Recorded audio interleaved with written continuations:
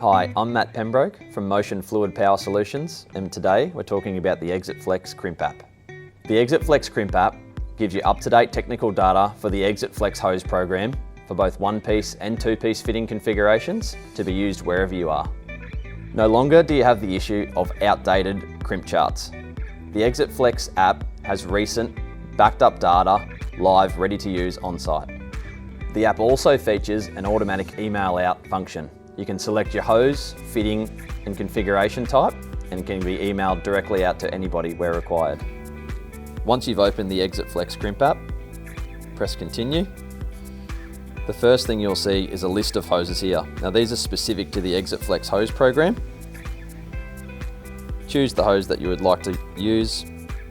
You'll then go in and find the specific hose type. We've got both metric and imperial dash size there for your preference. Once you've selected that, the hose family will then be automatically populated, as well as the hose part number. You'll then need to go through and choose the appropriate coupling, be it a one-piece or a two-piece system. From there, continue through. You've now got the up-to-date measured crimp specification for your job. At the bottom, you'll see the Send Details button. From there, you can email that out to anybody who requires it.